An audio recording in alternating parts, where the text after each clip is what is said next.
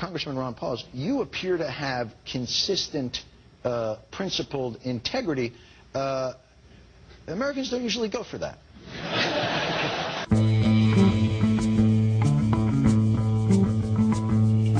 How are you going to stand out tonight? Well, I guess just telling the truth like I did last time.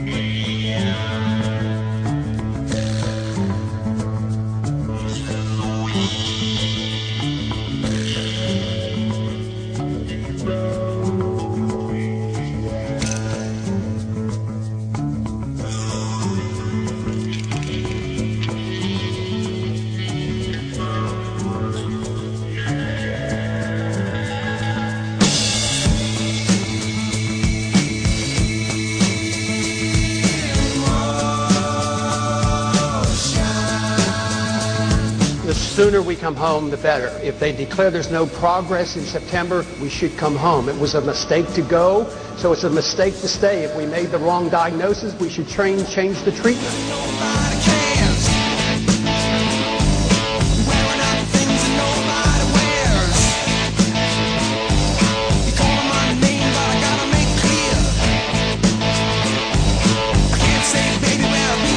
The biggest incentive for them to take upon themselves the responsibility is just for us to leave. We don't need to lose 100 men and women every month who want it done. You want them to take over, you've got to give them an incentive.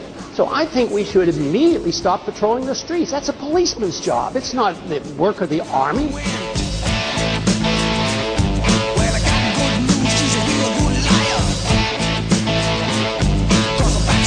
And now we are fighting a war, and our foreign operations around the world to maintain our empire is now approaching $1 trillion a year. That's where the money's going, and that's where it has to be cut so we can take care of education and medical cares that are needed here in this country.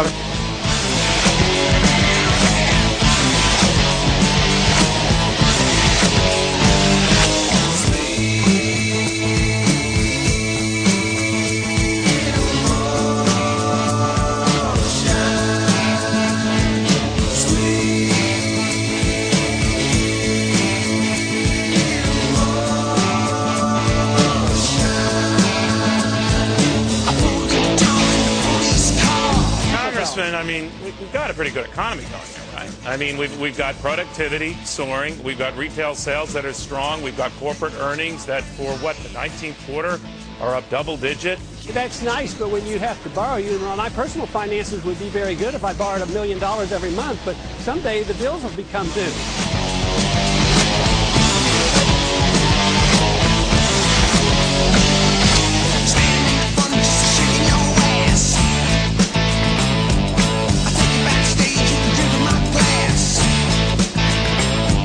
And border security is important. And we've talked about amnesty, which I'm positively opposed to. But one thing that has not been mentioned here, which I think is very, very important, if you subsidize something, you get more of it. So we subsidize illegal immigration. We reward it by easy citizenship, either birthright or amnesty.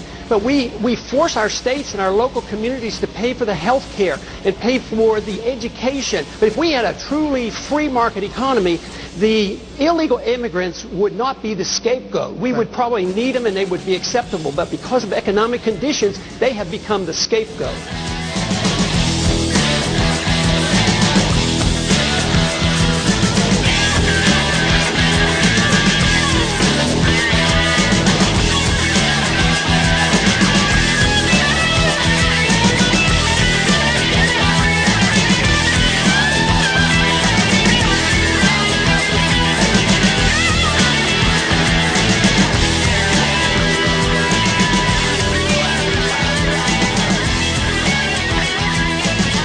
Congressman Paul, what's the most pressing moral issue in the United States right now?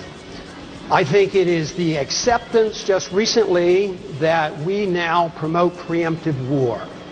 I do not believe that's part of the American tradition. We in the past have always declared war in the defense of our liberties or go to aid somebody. But now we have accepted the principle of preemptive war. We have rejected the just war theory of Christianity. And now tonight we hear that we're not even willing to remove from the table a preemptive nuclear strike against the country that has done no harm to us directly and is no threat to our national security. I mean, we have to come to our senses about this issue of war and preemption and go back to traditions and our Constitution and defend our liberties and defend our rights, but not to think that we can change the world by force of arms and to start war. We succumb to the temptation to protect oil interests by literally going out and fighting wars over oil. We have a lot of goodness in this country and we should promote it, but never through the barrel of a gun. We should do it by setting good standards, motivating people, and have them want to emulate us. But you can't enforce our goodness like the neocons preach with an armed force. It doesn't work.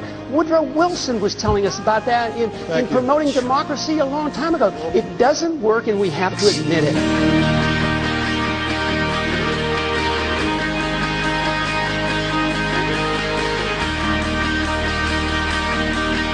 That we just don't need more laws determining religious things or prayer in school. We should allow people at the local level. That's what the Constitution tells us.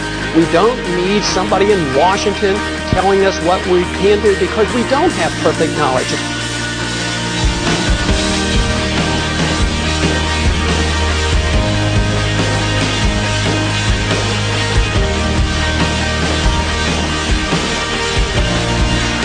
We don't get our rights because we're gays or women or minorities. We get our rights from our Creator as individuals. So every individual should be treated the same way.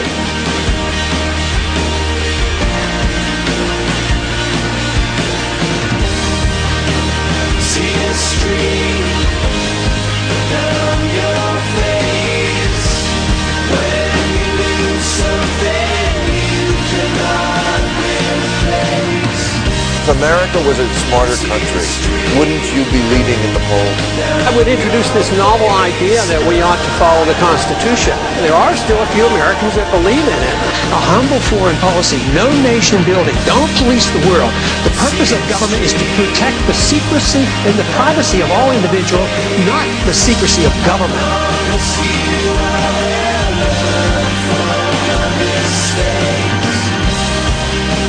The freedom message brings us together. It doesn't divide us.